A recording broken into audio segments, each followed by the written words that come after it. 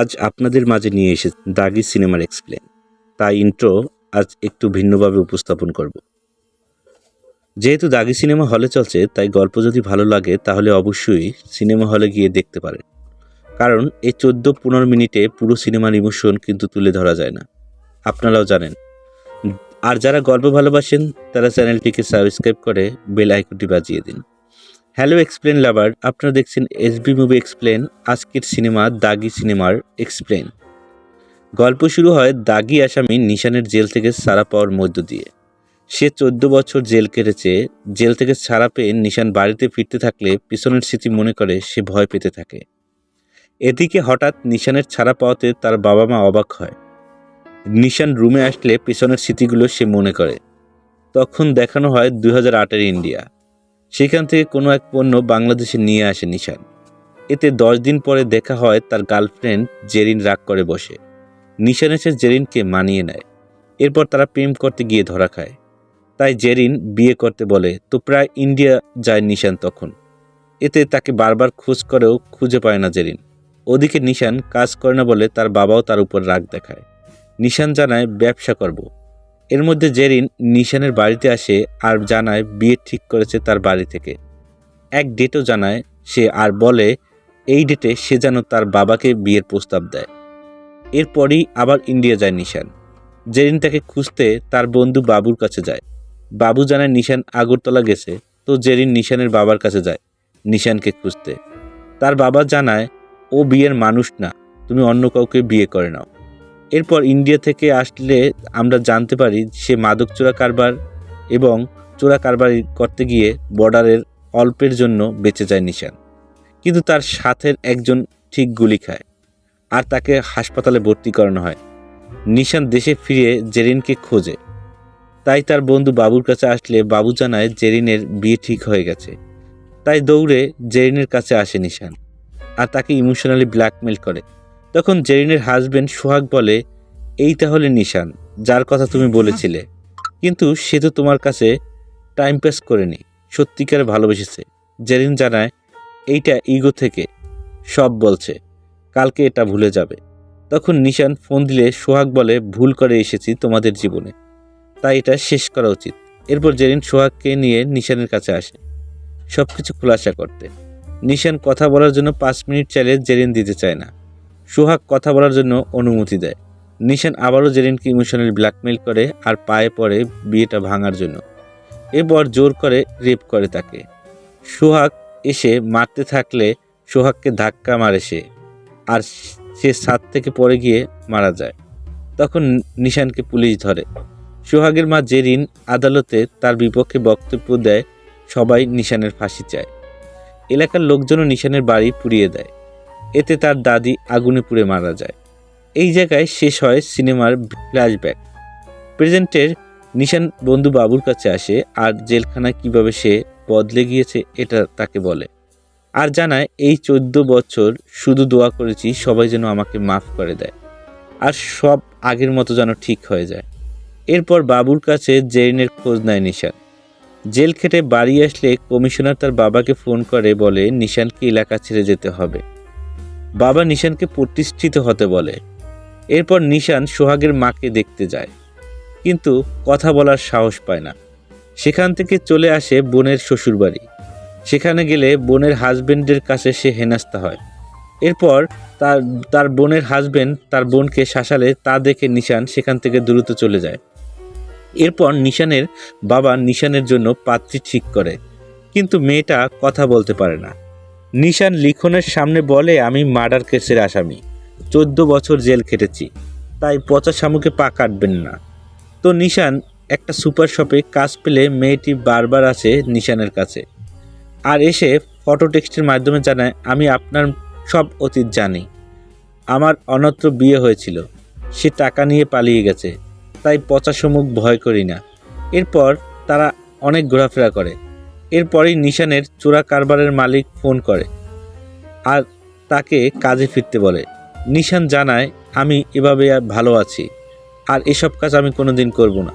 এরপর সেদিন সে কাজে আসলে সুপার শপের চাকরিও চলে যায় তার কপাল থেকে, কারণ তার জেল থেকে ছাড়া পাওয়ার ভিডিও ভাইরাল হয় সোহাগের মায়ের এক ভিডিওতে। তো সেখানে ওই মেয়েটা আসলে তাকে তাড়িয়ে দেয় নিশান। এরপর নিশান আসে সোহাগের মায়ের কাছে। সোহাগের মা অনেক রাগ দেখায়, এমনকি মারতেও আসে। তখন নিশানকে সবাই বাইরে নিয়ে যায়। বাইরে কান্না করতে থাকে নিশান। রাতে বোনের বাসায় গেলে সেখানে গিয়ে দেখে বোনকে তার হাজবেন্ড মেরেছে, তাও আবার তারই জন্য। তাই সেখান থেকে বাড়ি ফিরতেই দেখে রাস্তায় সবাই তার জন্য ফাঁসির জন্য মিছিল করছে। বাড়ি আসলে তার বাবাও তাকে চর মারে। সেখানে কমিশনারও আসে। তখন নিশানের বাবা জিজ্ঞেস করে, কেন সোহাগের মায়ের কাছে গিয়েছিলে? নিশান জানায় মাপ চাইতে। তখন কমিশনার বলে ওঠে, সবাই বলছে তুই মারতে গিয়েছিলি। এরপর সবাই তাকে অনর্থ চলে যেতে বলে। নিশানও চলে যেতে চায়। এরপর বাবাও বলে, তুই রাজশাহী যা আর লিখনকে বিয়ে কর, শান্তিতে থাক। এরপর নিশান রাজশাহী আসলে লিখন আসে। সেই সময় নিশান দূর থেকে দেখতে পায় জেরিনকে আর অবাক হয়ে যায়। সে ফোন দেয় বাবুকে আর জানায় রাজশাহীতে জেরিন আছে, সাথে একটা বাচ্চাকে দেখলাম। বাবু শুধু লিখনকে নিয়ে চিন্তা করতে বলে, কিন্তু নিশানের মন তো শুধু জেরিনের দিকেই।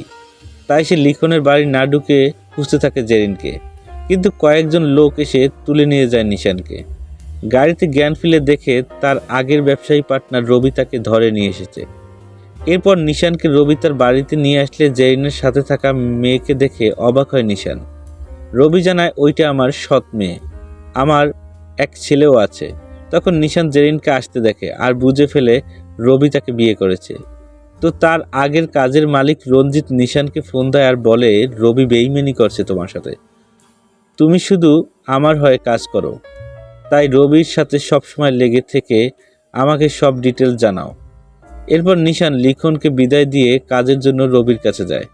আর সেখানে নিশানের বয়স শুনে দৌড়ে আসে জেরিন। রবি তখন পরিচয় করিয়ে দেয়, ও আমার ওয়াইফ। এরপর জেরিন নিশানকে চলে যেতে বলে। তখন নিশান জিজ্ঞেস করে, কুশলী কি আমার মেয়ে? কুশলী হচ্ছে ওই মেয়ের নাম। নিশান আরও বিভিন্ন প্রশ্ন করতে থাকলে এড়িয়ে যায় জেরিন আর জানায়, এটা সোহাগের মেয়ে, আর সোহাগকে তুমি মেরেছ, তাই আমার মেয়েকে সব বলে দেব। নিশান জানায় ওইটা একটা অ্যাক্সিডেন্ট ছিল। তারপরেও জেরিন তাকে চলে যেতে বলে। এরপর রবি নিশানকে জিজ্ঞেস করে, রঞ্জিত কি তাকে ফোন করেছিল কিনা? নিশান বলে না। তারপর নিশানের মাধ্যমে রঞ্জিতের সাথে সব সমস্যার সমাধান করতে চায় রবি। তাই নিশান রঞ্জিতকে ফোন দেয়। এরপর রবি রঞ্জিতের সাথে কথা বলে আর বাংলাদেশে আসতে বলে সবকিছু ঠিকঠাক করার জন্য। ওইদিকে জেরিন জিজ্ঞেস করে, নিশান এখানে কেন? রবি জানায়, কুশলীর বাপ কিনা সেটা জানার জন্য, কারণ তুমিও জানো না কুশলীর বাপকে। পরের দিন কুশলী সাইকেল চালাতে শিখতে থাকলে সেখানে এসে হেল্প করে নিশান। এক সময় সেখানে রবি এসে কুশলীকে ব্যাট টাচ করতে থাকলে বাধা দেয় নিশান। এরপর কুশলীকে স্কুলে নিয়ে যাওয়ার দায়িত্ব পড়ে নিশানের উপর। তাই নিশান নিয়ে যেতে থাকলে বিভিন্ন কথা বলে কুশলী। নিশান কুশলীকে একটা বাঁশি দেয় আর বলে, ডাকলেই আমি চলে আসব। এরপর নিশান কুশলীকে নিয়ে আসলে জেরিন বলে, স্টাফরা বাড়ির বাইরে থাকে, ভেতরে না। জেরিন চলে যেতে বললে নিশান জানায়, আমার যাওয়ার কোনো পথ নেই। জেরিন বলে, কুশলীও চায় না, কারণ দাগির সাথে কেউ থাকতে পারে না। কিন্তু এবার জীবনে বেঁচে থাকার আশা খুঁজে পেয়েছে নিশান, তাই প্লিজ এটা ছিনিয়ে নিও না। আমি কুশলীকে প্রোটেক্ট করব। এরপর কুশলীর সাথে সুন্দর মুহূর্ত কাটায় নিশান। তো নিশান বাবুকে ফোন করে বলে, কুশলী আমার মেয়ে, কিন্তু সে তার মায়ের কাছেই থাকবে। আমি শুধু দূর থেকেই দেখব, এতেই আমি খুশি। এর মধ্যে কুশলী তার দাদি অর্থাৎ সোহাগের মাকে ফোন করে বলে, দাদি, আমার একজন নতুন বন্ধু হয়েছে, নাম নিশান। নিশানের কথা শুনে অবাক হয়ে যায় সোহাগের মা। একদিন জেরিন নিশানকে জিজ্ঞেস করে, তোমাকে বারবার বলার পরেও আসলে না কেন সেদিন? আসলে আজ এই দিন তোমাকে দেখতে হতো না। নিশান জানায়, ভেবেছিলাম একটা বড় দান মেরে তোমার কাছে আসব। এরপর আরও অনেক কথা জেরিনকে বলে। পরের দিন রবি নিশানকে নিয়ে রঞ্জিতের সাথে মিটিং করতে গেলে জেরিন জানায়, ওই যেন আর না আসে বাড়িতে। এর মধ্যে কুশলীর দাদি এসে কুশলীর সামনেই বলে, তোর বাপকে নিশান মেরেছে, ওই খুনি। ওইদিকে রবি রঞ্জিতকে মিটিংয়ে আনে মারার জন্য। তাই তো মুখোমুখি হলে স্নাইপার দিয়ে মারে রঞ্জিতের লোককে। এরপর রঞ্জিতকে মারতে থাকলে সে নদীতে লাফ দেয়। রঞ্জিতকে মারার ব্যাপারটা নিশানের উপর চাপিয়ে দিতে চায় রবি। এরপর রবি বলে, তোকে প্ল্যান করে এখানে নিয়ে এসেছি, নিশানকে উদ্দেশ্য করে কথা বলে। এরপর নিশানকে মারার চেষ্টা করলে নিশান নদীতে লাফ দেয়। তারপর কুশুলির খোঁজ করতে থাকে। ওদিকে রবি যে রঞ্জিতকে মেরেছে তার উপরের মহলের সবাই জেনে যায়। তাই রবি ভয় পেয়ে যায় আর আন্ডারগ্রাউন্ডের হতে উঠে পড়ে লাগে রবির পিছে। কিন্তু সমস্যা বাধে জেরিন এবং তার বাচ্চা কুশুলিকে খুঁজে বের করার কারণে। ওদিকে কুশুলিকে রবির মেয়ে ভেবে রঞ্জিতের লোকজন তুলে নিয়ে যায়, যা দূর থেকে দেখে নিশান। ওইদিকে রঞ্জিত ফোন দেয় রবিকে আর বলে, তোর পরিবারকে মেরে ফেলবো। কথা শুনে পালানোর পথ খুঁজতে থাকে রবি। সেই সময় জেরিন আসলে জেরিনকে মারে রবি। তখন সেখানে নিশান আসে আর রবি কি মারে আর বলে, রঞ্জিতকে দেওয়ার টাকাগুলো দে। রবি দিতে চায়, সাথে নিজের ছেলের জন্য প্রাণ ভিক্ষা চায়। তো ছেলের মুখের দিকে তাকিয়ে রবিকে ছেড়ে দেয় নিশান, সাথে ছেলেকে বিদেশ যাওয়ার বন্দোবস্তও করে দেয়। এরপর জেরিনকে সাথে নিয়েই কৌশলীকে মুক্ত করতে যায় নিশান।